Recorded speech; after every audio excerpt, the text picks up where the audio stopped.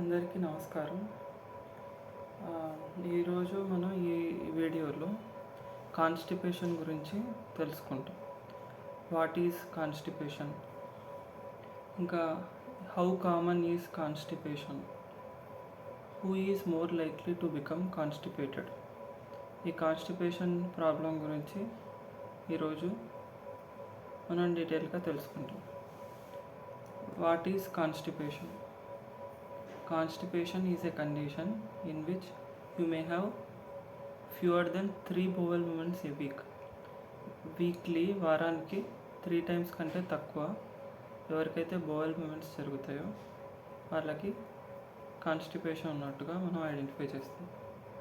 ఇంకా ఎవరికైతే స్టూల్స్ చాలా హార్డ్గా ఉంటాయో, stools that are hard, dry or lumpy, మోషన్కి వెళ్ళడానికి ఇబ్బంది అవుతుందో అది కూడా మనం కాన్స్టిపేషన్తోనే ఐడెంటిఫై చేస్తాం. తర్వాత stools that are difficult or painful to pass, అంటే వాళ్ళు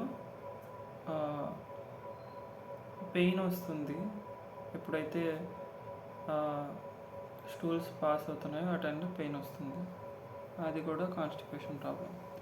ఏ feeling that not all stool has passed, ఇది కూడా మనం కాన్స్టిపేషన్లోకి తీసుకుంటాం. మన బాడీలో కొంత స్టూల్స్ వెళ్ళాయి, ఇంకా ఫుల్గా క్లీన్ అవ్వలేదు మన స్టమక్, దీన్ని కాన్స్టిపేషన్ అంటే. However people can have different bowel movement patterns and only మనకేం తెలుసు, మనకి ఏదైతే నార్మల్గా ఉందో, మనకు డైలీ 2 times మనం బowel మూమెంట్స్ జరుగుతున్నాయా లేదంటే 3 times బowel మూమెంట్స్ జరుగుతున్నాయా, మనకి ఏదైతే నార్మల్గా ఉందో అది మాత్రమే మనకు తెలుసు. కాన్స్టిపేషన్ అనేది ఒక డిసీజ్ కాదు, కానీ ఒక మెడికల్ ప్రాబ్లం. అది కాన్స్టిపేషన్ అనేది షార్ట్ టర్మ్ అయినా ఉండొచ్చు, లేదంటే లాంగ్ టర్మ్ అయినా ఉండొచ్చు. నెక్స్ట్ క్వశ్చన్ ఏమంటే, how common is constipation? Constipation is common among all ages and populations. మనకు అంటే ప్రతి ఏజ్ గ్రూప్కి, ప్రతి పాపులేషన్కి కూడా కాన్స్టిపేషన్ అనేది నార్మల్గా ఉంటుంది. ఇంకా మనము ఫర్ ఎగ్జాంపుల్ ఒక కంట్రీ తీసుకుందాం, ఒక కంట్రీ అమెరికా, యుఎస్ తీసుకుందాం. యుఎస్లో ఏమంటే ఒక 100 అడల్ట్స్ తీసుకుందాం, 100 మెంబర్స్ అడల్ట్స్ ఉన్నారు. వాళ్ళలో ప్రతి 16 మెంబర్స్కి కూడా ఈ కాన్స్టిపేషన్ ప్రాబ్లం ఉన్నట్టుగా మనకు సర్వే చెప్తుంది. అంతేకాకుండా ఒక 60 years and above aged adults తీసుకున్నాం అనుకో, అంటే older people, senior citizens, 60 and above పీపుల్ అమెరికాలోనే, యుఎస్లో మనకు అవుట్ ఆఫ్ 100 people 33 people కాన్స్టిపేషన్తో సఫర్ అవుతున్నట్టు మనకు సర్వే చెప్తుంది. యంగర్ జనరేషన్ సఫర్ అవుతున్నారు, అదేవిధంగా ఓల్డర్ 60 and above పీపుల్ కూడా ఆల్మోస్ట్ 33% వరకు సఫర్ అవుతున్నారు ఈ కాన్స్టిపేషన్ ప్రాబ్లం వల్ల. మోషన్ కాన్స్టిపేషన్ అంటే వాళ్ళకు ఫుడ్ తీసుకున్నారు కానీ స్టూల్స్ వెళ్ళే దాంట్లో చాలా టైం పడుతుంది. హార్డ్ స్టూల్స్ రావడం కానీ, పెయిన్ఫుల్గా అనిపించడం కానీ, లేదంటే వారానికి 3 సార్లు కూడా చాలా కష్టం మీద అవ్వడం బowel మూమెంట్స్, అదే మనం కాన్స్టిపేషన్గా తీసుకుంటాం.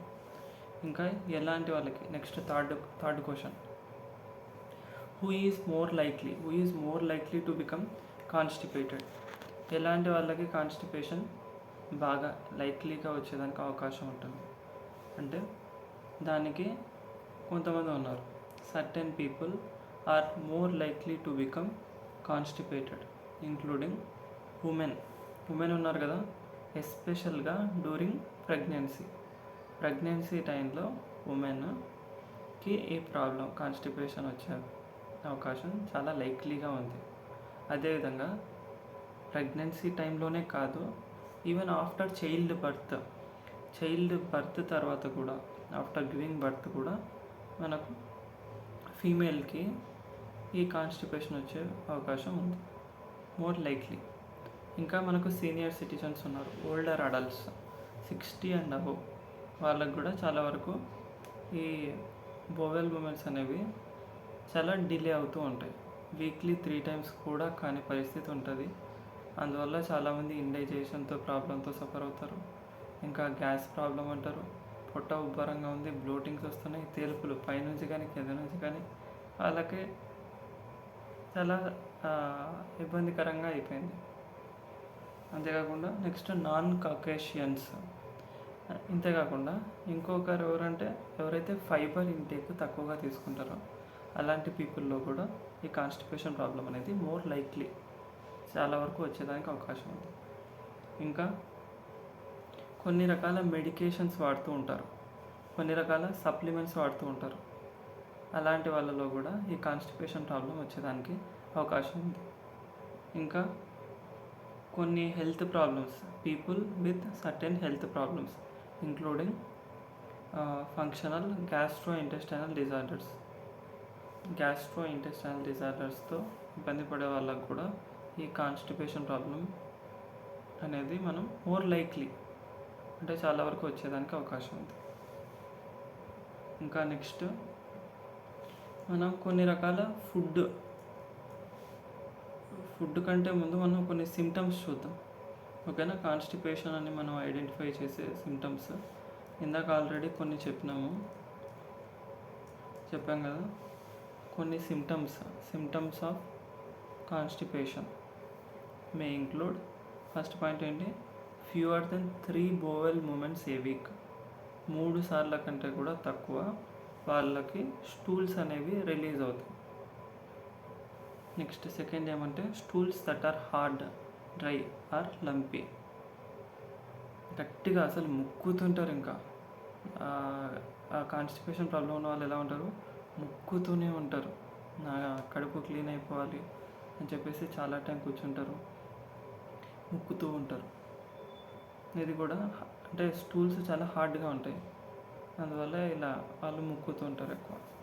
నెక్స్ట్ థర్డ్ పాయింట్ ఏమంటే stools that are difficult or painful to pass. అంటే మనకు స్టూల్స్ తిన్న ఆహారం మన లార్జ్ ఇంటెస్టైన్లో, మన కోలన్లో పాస్ అవ్వడానికి ఎలా అయినందంటే అది హార్డ్గా అయిపోయింది. స్టూల్స్ అనేవి హార్డ్గా అయినప్పుడు పాసింగ్ అంటే మన లార్జ్ ఇంటెస్టైన్లో పాస్ అవ్వడానికి చాలా పెయిన్ఫుల్గా మన రెక్టమ్ ద్వారా రిలీజ్ అవ్వాలి స్టూల్స్. ఎప్పుడైతే యానస్ రీజన్కి వస్తాయో అక్కడ చాలా పెయిన్ఫుల్గా అనిపిస్తుంది, ఎందుకంటే స్టూల్స్ చాలా హార్డ్గా అయిపోయింది కాబట్టి. నెక్స్ట్ ఇంకేముంది, feeling that not all stool has pass. మొత్తం స్టూల్స్ మొత్తం కూడా వెళ్ళలేదు, కడుపు ఇంకా ఉబ్బరంగానే ఉంది, ఇంకా కడుపులో మనకు వేస్ట్ మెటీరియల్ ఉంది, స్టూల్స్ ఉన్నాయి అని అనిపించిందంటే అది కూడా ఒక సిమ్టమ్. నెక్స్ట్ ఎప్పుడు మనం డాక్టర్ దగ్గరికి వెళ్ళాలి లేదంటే ఏదైనా హెల్త్ కేర్ ప్రొఫెషనల్ దగ్గరికి వెళ్ళాలి అంటే కొన్ని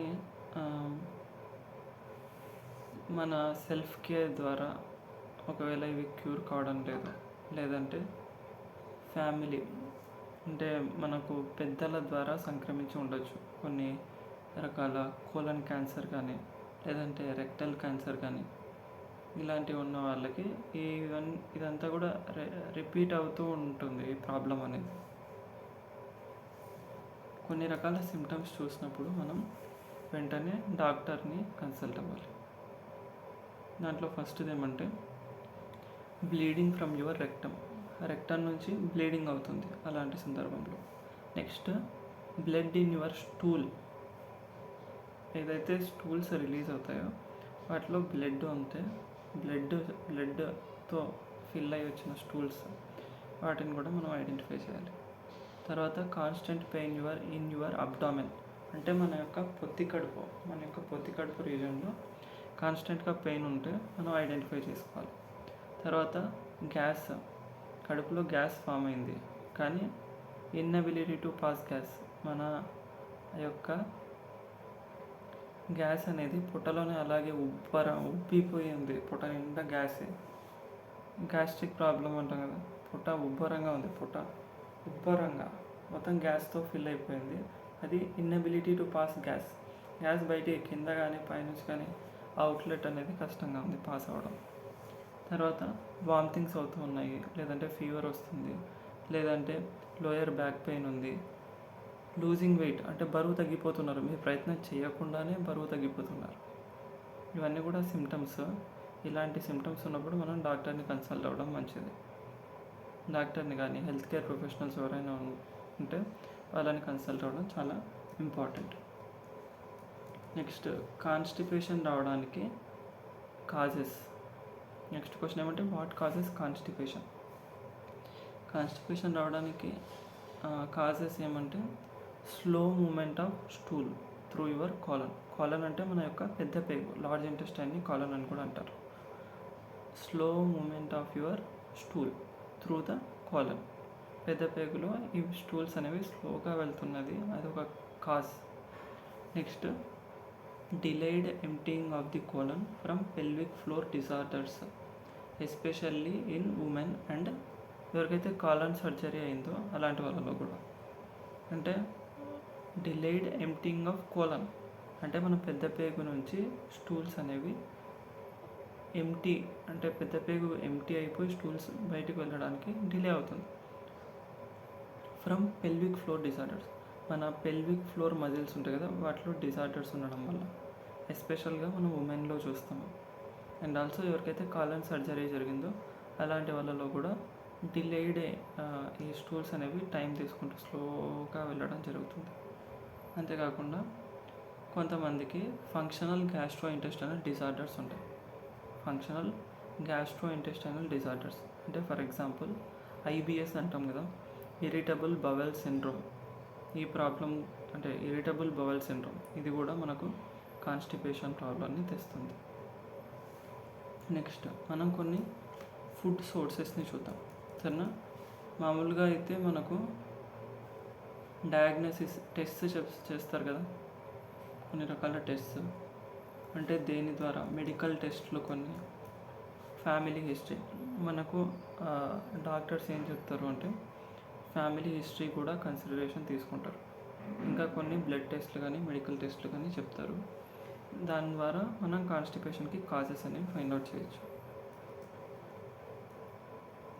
మన యొక్క డైజెస్టివ్ ట్రాక్ట్కి సంబంధించి ఎప్పుడైనా సర్జరీ జరిగిందా అని అడగచ్చు. లేదంటే మీరు రీసెంట్గా వెయిట్ లాస్ అయినరా, లేదంటే వెయిట్ గెయిన్ అయినరా, దానివల్ల ఏమైనా మీకు కాన్స్టిపేషన్ ప్రాబ్లం వచ్చిందా, ఇలాంటి క్వశ్చన్ కూడా అడగచ్చు. లేదంటే మీకు గతంలో అనేమియా ప్రాబ్లం వచ్చిందా, అంటే రక్తహీనత, ఇలాంటిది ఏదైనా ప్రాబ్లం అవుతుందా అని కూడా అడగచ్చు. ఇంకా కొన్ని రకాల సిమ్టమ్స్ కూడా మనకు హెల్త్ కేర్ ప్రొఫెషనల్స్ అడుగుతారు, అంటే డాక్టర్స్ నార్మల్గా అడిగే క్వశ్చన్స్. మీకు ఎన్నిసార్లు బోవెల్ మూమెంట్స్ జరుగుతున్నాయి, how often do you have a bowel movement, daily ఒక రోజుకి ఎన్నిసార్లు వెళ్తారు, లేదంటే డైలీ అంటే వీక్లీ ఎన్నిసార్లు వెళ్తారు, ఇలాంటి క్వశ్చన్స్. మీకు ఈ సిమ్టమ్స్ అంటే మీకు వీక్లీ 3 times కూడా బోవెల్ మూమెంట్ జరగలేదు, ఇట్లా ఎన్ని రోజుల నుంచి ఉంది, how long have you had symptoms, ఎన్ని రోజుల నుంచి ఉంది. మీ స్టూల్స్ అనేవి ఏ విధంగా ఉన్నాయి, అంటే హార్డ్గా ఉందా, లేదంటే వెట్ లిక్విడ్ ఫామ్లో ఉందా, ఇవి ఖచ్చితంగా మనకు కన్సల్టేషన్లో అడిగే అవకాశం ఉంది. తర్వాత do your stools have read streaks in them, అంటే మీ స్టూల్స్కి ఎర్రటి మరకలు ఏమైనా ఉన్నాయా అనే క్వశ్చన్ కూడా డాక్టర్స్ అడుగుతూ ఉంటారు. తర్వాత మీ యొక్క toilet are there streaks of blood on your toilet paper when you wipe, మీ టాయిలెట్ పేపర్ మీద రెడ్ కలర్ మార్క్స్ ఏమైనా పడుతున్నాయా మీరు వైప్ చేసుకున్నప్పుడు అని క్వశ్చన్ కూడా అడగచ్చు. ఇంకా డాక్టర్స్ ఏం అడుగుతారు, మన యొక్క రొటీన్ ఏ విధంగా ఉంది, అంటే what are your eating habits, మన డైలీ ఈటింగ్ హ్యాబిట్స్ గురించి. ఇంకా ఫిజికల్ యాక్టివిటీ లెవెల్ ఏ విధంగా ఉంటుంది అనేది కూడా ఒక క్వశ్చన్. ఇంకా ఎలాంటి మెడిసిన్స్ వాడుతున్నారు, ఎలాంటి సప్లిమెంట్స్ వాడుతున్నారు, వాటికి ఏదైనా ఆల్టర్నేటివ్ మెడిసిన్స్ కూడా తీసుకుంటారా అనేది కూడా మనకు కన్సల్టేషన్లో డాక్టర్స్ అడగడం జరుగుతుంది. మనకు ఈ కాన్స్టిపేషన్ ప్రాబ్లమ్ని ఓవర్కమ్ చేసేదానికి మనం ఏం చేయొచ్చు అంటే రెగ్యులర్గా ఫుడ్ తింటారు. ఎప్పుడైతే తింటారో ఒక హాఫ్ అన్ అవర్ తర్వాత మనకు టాయిలెట్ వెళ్ళి ముక్కడం కూడా డాక్టర్ సజెస్ట్ చేస్తారు. ఫుడ్ తీసుకుంటారు. దానివల్ల ఏమవుతుంది అంటే మన యొక్క కోలన్ అనేది ఫ్రీగా స్టూల్స్ని పాస్ చేసేదానికి ఆ టైం అనేది సూటబుల్గా ఉంటుంది. ఫుడ్ తీసుకోవడం వల్ల లోపల ఫ్రీగా స్టూల్స్ పాస్ అయ్యేదానికి అవకాశం ఉంది. ఆఫ్టర్ 15 to 30 minutes, ఒక 20-30 minutes తర్వాత మనం మళ్ళీ టాయిలెట్ వెళ్ళి ముక్కాలి రెగ్యులర్గా. ఇంకో టిప్ ఏం చెప్తారంటే రెగ్యులర్గా సపోజ్ మీరు ఈరోజు 5:30 మార్నింగ్కి మీకు బోవెల్ మూమెంట్స్ జరిగినాయి. రెగ్యులర్గా అదే టైంకి వెళ్ళి మనం ఆ టైంని మన యొక్క బోవెల్ మూమెంట్స్ కోసం ఇవ్వడం ద్వారా మనకి రెగ్యులారిటీ వల్ల మన బాడీ అడాప్ట్ అయిపోతుంది. దానివల్ల కూడా మనం కాన్స్టిపేషన్ నుంచి ఓవర్కమ్ అవ్వచ్చు అని కూడా డాక్టర్స్ టిప్ చెప్పడం జరుగుతుంది. ఇంకా మనకు ఫుడ్ పరంగా ల్యాబ్లో మామూలుగా కొన్ని ఫస్ట్ టెస్ట్ చెప్తున్నాం కదా, ల్యాబ్లో కొన్ని రకాల టెస్ట్ చూస్తారు. బ్లడ్ టెస్ట్ కానీ, లేదంటే స్టూల్ టెస్ట్ కానీ, బ్లడ్ టెస్ట్లు, స్టూల్ టెస్ట్లు, యూరిన్ టెస్ట్లు, ఇంకా మనకు ఎండోస్కోపీ ద్వారా ఏమవుతుందంటే దే విల్ లుక్ త్రూ మన యొక్క యానస్ రీజన్ కానీ, రెక్టమ్ రీజన్ కానీ, ఇంకా కోలన్ రీజన్ కానీ చూడడం వల్ల వాళ్ళకి ఏమైనా సిమ్టమ్స్, సైన్స్, మన డైజెస్టివ్ ట్రాక్ట్లో ఏమైనా ప్రాబ్లమ్స్ ఉంటే వాటిని చూడగలుగుతాం. అందువల్ల ఎండోస్కోపీ కూడా చేయవచ్చు. ఎండోస్కోపీలో కూడా ఏముంటాయంటే ఎండోస్కోపీస్ మన కాన్స్టిపేషన్కి సంబంధించి కొలోనోస్కోపీ అనేది ఒకటి, ఫ్లెక్సిబుల్ సిగ్మాయిడోస్కోపీ అనేది ఒకటి. ఈ రెండు కూడా ఎండోస్కోపీలో 2 టెస్ట్లు కూడా ఫర్ కాన్స్టిపేషన్ ఎఫెక్టెడ్ పీపుల్ ఉంటాయి. తర్వాత ఇప్పుడు మనం ఫుడ్కి దగ్గరకు వద్దాం. Eating, diet, nutrition. ఎలాంటి ఫుడ్స్, ఎలాంటి డైట్, ఎలాంటి న్యూట్రిషన్ తీసుకోవడం ద్వారా మనం ఈ కాన్స్టిపేషన్ ప్రాబ్లమ్ని ఓవర్కమ్ అవుతాము అనేదానికి. What should I eat and drink if I am constipated? First of all eat enough fibre బాగా తీసుకోవాలి. మెన్ అయితే adult men 38 grams per day fibre తీసుకోవాలి. అదే అడల్ట్ ఉమెన్ అనుకో daily 25 grams per day fibre తీసుకోవాలి. Adequate fibre అనేది ఈ constipation ప్రాబ్లమ్ని ఓవర్కమ్ అయ్యేదానికి మనకు very very very important. Eat enough fibre. Next రెండో పాయింట్ ఏమంటే డ్రింక్ ప్లెంటీ ఆఫ్ ఫ్లూయిడ్. అంటే వాటర్ బాగా కన్సంప్షన్ చేయడం ద్వారా ఈ ఫైబర్ అనేది బాగా బాడీలో వర్క్ అవుతుంది. ఫైబర్ ఏం చేస్తుంది అంటే బాడీని శుభ్రపరచడానికి ఫైబర్ చాలా బాగా సపోర్ట్ అవుతుంది. అంతేకాకుండా ఫైబర్ తీసుకోవడం ద్వారా ఫుల్ అనే ఫీలింగ్ వస్తుంది. అంటే బాగా సాటిస్ఫాక్షన్ వస్తుంది, ఫుల్గా తిన్నాము అన్నట్టు. Next depending on age and sex. మామూలుగా ఏజ్ని బట్టి, సెక్స్ని బట్టి ఈ ఫైబర్ ఇంటేక్ అనేది తీసుకోవాలి. నేను జనరల్గా చెప్పినాను. మెన్కి 38 grams అడల్ట్, ఫీమేల్కి అంటే ఉమెన్కి అడల్ట్స్లో 25 grams per day తీసుకోవడం చాలా ఇంపార్టెంట్ ఫైబర్. తర్వాత గుడ్ సోర్సెస్. మనకు ఫైబర్ బాగా అధికంగా ఉండే సోర్సెస్ ఏంటంటే whole grains such as whole wheat bread, pasta కానీ, ఓట్ మీల్ కానీ, బ్రాన్ ఫ్లేక్ సిరల్స్ కానీ, ఇంకా మనకు legumes such as lentils, black beans, kidney beans, soya beans and chickpeas అంటే శనగలు. తర్వాత ఫ్రూట్స్ సచ్ యాజ్ బెర్రీస్ అంటే మనం స్ట్రాబెర్రీ తినచ్చు, బ్లూబెర్రీస్, ఇంకా యాపిల్స్ విత్ స్కిన్ ఆన్ అంటే యాపిల్ని తోలు తీసి కాదు, తోలుతో కలిపి తినడం వల్ల ఫైబర్ బాగా మనకు బాడీకి అందుతుంది. యాపిల్ని తోలుతో తినాలి. తర్వాత ఆరెంజెస్ అండ్ పియర్స్. తర్వాత vegetables such as carrots, broccoli, green peas and collard greens ఇవి తీసుకోవాలి వెజిటబుల్స్లో. తర్వాత నట్స్ సచ్ యాజ్ ఆల్మండ్స్ అంటే బాదం పప్పు, పీనట్స్ అండ్ పీకన్స్ వీటిలో కూడా మనకు ఫైబర్ అనేది బాగా అందుతుంది. తర్వాత డ్రింక్ ప్లెంటీ ఆఫ్ వాటర్ ఇంకా అదర్ లిక్విడ్స్ అంటే మనకు ఏదైనా కోకోనట్ వాటర్ కానీ లేదంటే ఓఆర్ఎస్ తీసుకుంటారు కదా హైడ్రేషన్ పర్పస్, అవి కూడా బాగా లిక్విడ్స్ మన బాడీకి ఎప్పుడైతే అందుతాయో లిక్విడ్ బాగా తీసుకోవడం ద్వారా ఈ ఫైబర్ అనేది అబ్జార్ప్షన్ బాగా జరుగుతుంది. ఎప్పుడైతే బాడీలో ఫైబర్ అబ్జార్ప్షన్ బాగా జరుగుతుందో స్టూల్స్కి ఫ్రీ ఫ్లో అనేది జరుగుతుంది.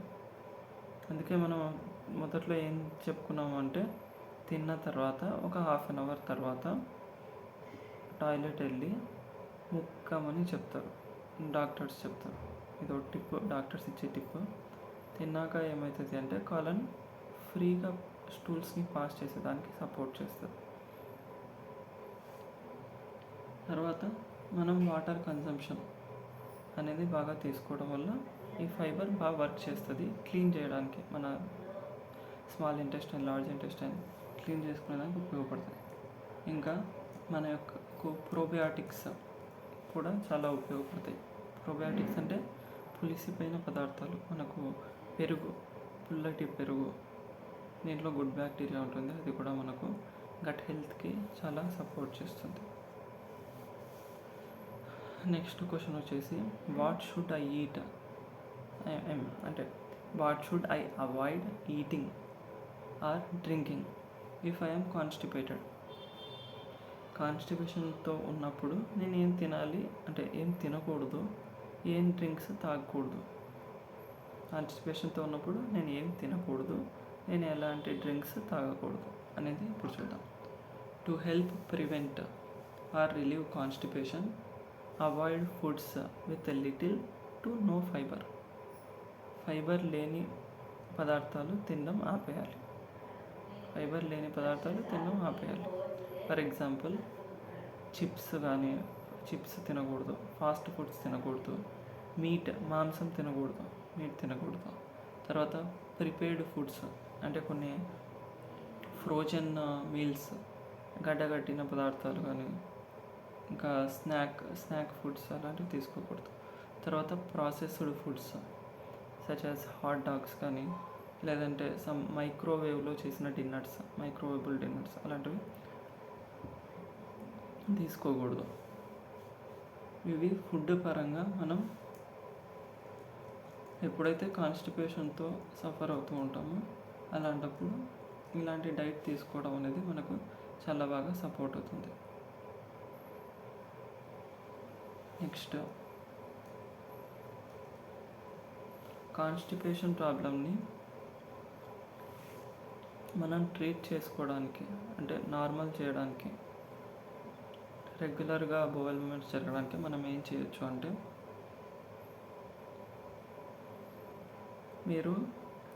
మనం చెప్పుకున్నట్టే ఫైబర్ బాగా తీసుకోవాలి, దాంతోపాటు ప్లెంటీ ఆఫ్ వాటర్ తీసుకోవాలి. దాంతోపాటు ఏమైనా సప్లిమెంట్స్ ఫైబర్కి రిలేటెడ్ అవి కూడా హెల్త్ కేర్ ప్రొఫెషనల్తో కన్సల్ట్ అయ్యి మనం సప్లిమెంట్స్ కూడా యూస్ చేయడం మంచిది. ఇంకా జనరల్గా ఫైబర్ యొక్క రిక్వైర్మెంట్ అందరికీ కూడా ఒక రేంజ్లో ఒక 22 to 38 వరకు ఉంటుంది. 22 to 38 grams per day ఎవరికైనా కూడా. ఇంకా మనకు సపోర్ట్ చేసేది ఏమంటే రెగ్యులర్గా ఫిజికల్ యాక్టివిటీ చేయడం అనేది కూడా మనకు చాలా ఇంపార్టెంట్. రెగ్యులర్ ఫిజికల్ యాక్టివిటీ చేయడం ద్వారా మనకు ఈ సిమ్టమ్స్ ఏవైతే ఇందాక చూసినామో హార్డ్ స్టూల్స్ ఫామ్ అవ్వడం, పెయిన్ఫుల్గా స్టూల్స్ వెళ్ళడం, వీటి నుంచి మనం ఓవర్కమ్ అవుతాం. కాబట్టి physical activity mandatory, must, very very important. ఎందుకంటే మన రెక్టమ్ మజిల్స్, కండరాలు ఎలా ఉంటాయంటే మీరు కదలికలు కానీ వాటికి యాక్టివిటీ ఇవ్వకపోతే అవి వాటి స్ట్రెంగ్త్ కోల్పోతాయి. మనం ఎప్పటికప్పుడు యాక్టివ్గా ఉంచేదానికి మన యొక్క మజిల్స్ని కానీ మన బాడీని కానీ కదలికలు, స్ట్రెచ్చింగ్ ఎక్సర్సైజెస్ అని ఉంటాయి, ఇంకా స్ట్రెంత్ ట్రైనింగ్ ఎక్సర్సైజెస్ అని ఉంటాయి, రకరకాల స్క్వాట్స్ చేస్తారు, పుషప్స్ చేస్తారు, ఇలాంటివి రకరకాల ఫార్మాట్స్లో ఫిజికల్ యాక్టివిటీ అనేది చాలా ఇంపార్టెంట్. ఎప్పుడైతే మనం మన మజిల్స్ని స్ట్రెచ్ చేయమో, యాక్టివిటీ ఇవ్వమో, అప్పుడు ఆటోమేటిక్గా మన యొక్క రెక్టమ్ దగ్గర ఉండే మజిల్స్ వాటి యొక్క పనితీరు తగ్గిపోతుంది, ఇంకా ఫ్రీ ఫ్లో అనేది దానికి డిస్టర్బెన్స్గా ఉంటుంది. కాబట్టి రెగ్యులర్ ఫిజికల్ యాక్టివిటీ అనేది చాలా చాలా ఇంపార్టెంట్. తర్వాత బొవెల్ ట్రైనింగ్ అంటే రెగ్యులర్గా ఒకే టయానికి, ఇది కూడా నేను చెప్పినాను ఆల్రెడీ, రెగ్యులర్గా ఈరోజు 5:30కి మీరు బొవెల్ మూమెంట్స్ జరిగినాయి, రేపు కూడా సేమ్ టైంకి బొవెల్ మూమెంట్స్ జరిగేలా ప్లాన్ చేసుకోవడం మంచిది. ఎల్లుండి కూడా అదే, ఒక పర్టికులర్ టైంలో ఈరోజు, రేపు, ఎల్లుండి, అవతలుండి ఇలా రెగ్యులర్గా ఉండడం ద్వారా కాన్స్టిపేషన్ ప్రాబ్లమ్ని మనం ఓవర్కమ్ అయ్యేదానికి అవకాశం ఉంటుంది. ఇంకా మీకు ఏదైనా సైడ్ ఎఫెక్ట్గా అనిపించింది, ఫర్ ఎగ్జాంపుల్ మీరు డాక్టర్ ఇచ్చిన కొన్ని మెడికేషన్స్ తీసుకున్నారు, కొన్ని రకాల సప్లిమెంట్స్ యూజ్ చేస్తున్నారు, కాకపోతే మీకు వాటి వల్ల కూడా మామూలుగా మనం బేదు మందులు అంటారు కదా, బేదు మందులు, విరోచనకారులు అని, అంటే లాక్సేటివ్స్ అంటారు ఇంగ్లీష్లో లాక్సేటివ్స్ అంటారు బేదు మందులు. అంటే మీకు ఫ్రీగా బేదులు అవ్వడం లేదు, ఫ్రీగా మోషన్ రావడం లేదు, స్టూల్స్ వెళ్ళడం లేదు, అలాంటి సందర్భంలో బేదు మందులు అంటే లాక్సేటివ్స్ వాడతారు. ఈ మీరు ఐడెంటిఫై చేయాలి, నేను ఇవి వాడడం వల్ల నాకు హెల్ప్ అవుతుందా, లేదంటే ఇంకా నా కాన్స్టిపేషన్ కంటిన్యూ అవుతుందా, లేదంటే నాకు లోపల గ్యాస్ ఇరిటేషన్ కలుగుతుందా, ఇవి మనం ఐడెంటిఫై చేసి ఏ మెడికేషన్ అయితే మనల్ని ఇబ్బంది పెడుతుందో వాటిని చేంజ్ చేయడం చాలా important. Change your certain medicines. కొన్ని రకాల మందులు మనకి ఇరిటేషన్ తెప్పిస్తాయి, మన యొక్క గ్యాస్ట్రిక్ పరంగా కానీ, లేదంటే మన యొక్క కోలన్కి ఫ్రీ పాసింగ్, స్టూల్స్ని ఫ్రీగా పాస్ చేయడంలో ఇబ్బంది కలిగించడానికి కానీ, సర్టెన్ మెడికేషన్స్ కానీ, ఇంకా డైటరీ సప్లిమెంట్స్ కానీ, వీటిని చేంజ్ చేయడం ద్వారా మనకు బెనిఫిట్ ఉంటుందా అనేది ఒకసారి డాక్టర్ని కన్సల్ట్ అవ్వడం మంచిది.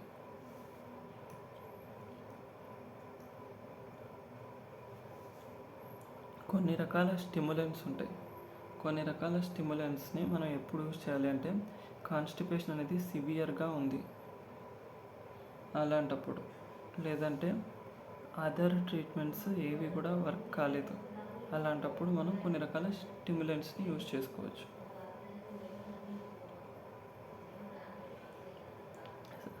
ఇంకా మనం బేదు మందుల గురించి చెప్పుకున్నాం. బేదు మందులు అంటే లాక్సేటివ్స్ అంటాం.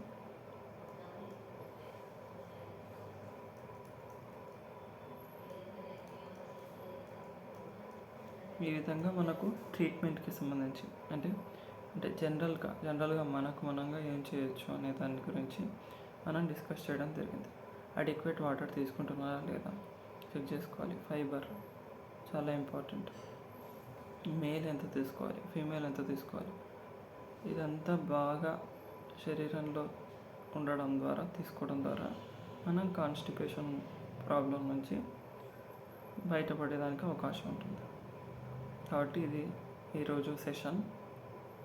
మీకు కనుక ఈ సెషన్ హెల్ప్ఫుల్గా అనిపిస్తే please subscribe to my channel and like, share, comment my video. Thank you so much.